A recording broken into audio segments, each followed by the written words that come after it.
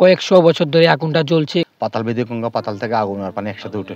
পাহাড়, সমুদ্র, ঝর্ণা আর সবুজের মহানীয়তায় সীতাকুণ্ড বরাবরই আকর্ষণীয়। তেমনই একটি ঐতিহাসিক ও ধর্মীয় গুরুত্ববহ স্থান হল সীতাকুণ্ড উপজেলার বারবকুণ্ডে অবস্থিত সনাতনী ধর্মাবলম্বীদের তীর্থপীঠ অগ্নিকুণ্ড মন্দির। ঢাকা চট্টগ্রাম মহাসড়কের বারবকুণ্ড বাজার থেকে পূর্ব দিকে রিকশায় যাত্রা শুরু, এরপর পথ পেরিয়ে পায়ে হাঁটা। চারপাশে পাখির ডাক, সবুজের গন্ধ আর পাহাড়ি পরিবেশ যেন প্রকৃতির এক অনন্য আমন্ত্রণ। যেতে যেতে কথা হলো স্থানীয় ও মন্দির থেকে ফেরা পর্যটকদের সাথে। পানির মধ্যে আগুনটা জ্বলে, আজকে প্রথমবার দেখলাম এরকম কিছু। শুনেছি যে অগ্নিকুণ্ড মানে পানি থেকে আগুন বের হয়, তাই আমরা এখানে দেখতে এসেছি। এটাও কয়েকশো বছর ধরে আগুনটা জ্বলছে, নিভছে না কোনো, দেখে অবিশ্বাস্য মনে হচ্ছে। পাহাড়ি পথের শেষে দেখা মেলে বারবকুণ্ড তীর্থধামের। সবুজ অরণ্যে ঘেরা এ মন্দির ইতিহাসের নীরব সাক্ষী। মন্দির চত্বরে রয়েছে মোট ৬০টি মন্দির, যেগুলোর কিছু সংস্কার করে নতুন রূপ দেওয়া হচ্ছে। প্রধান আকর্ষণ অগ্নিকুণ্ড মন্দির, যা সবুজ বৃক্ষরাজিতে ঘেরা দুটি পাহাড়ের মাঝখানে একটি টিলার উপর অবস্থিত।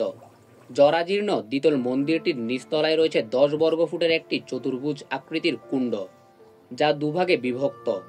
এক অংশে দৈব আগুন নিরবিচ্ছিন্নভাবে জ্বলছে, যা সম্ভবত প্রাকৃতিক মিথেন গ্যাসের উৎস।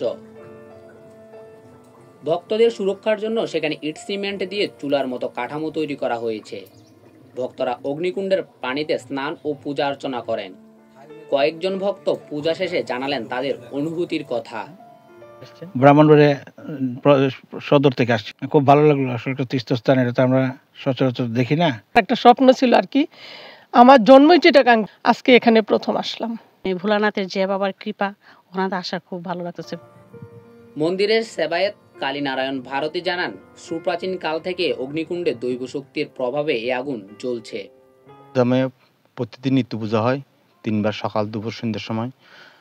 অগ্নিকুণ্ড এটা হলো যে আমাদের যে ৫১টা মহাপীঠ আছে, এই পীঠস্থানে একটা অংশ। এখানে অগ্নিরূপে স্বয়ম্বর শিব আবির্ভূত হয়েছেন। এখানে পাতাল বেদে গঙ্গা, পাতাল থেকে আগুন আর পানি একসাথে উঠে। ১০০০ বছর পুরনো মন্দিরটা প্রায় ধ্বংসপ্রাপ্ত। এটা রক্ষার জন্য সবার কাছে আকুল আবেদন জানাচ্ছি। এই অগ্নিকুণ্ড বেশ কয়েকশো বছর পুরানো আন্দাজ করা গেলেও মন্দিরের দেওয়ালে ইতিহাসের কোনো লিখিত তথ্য নেই।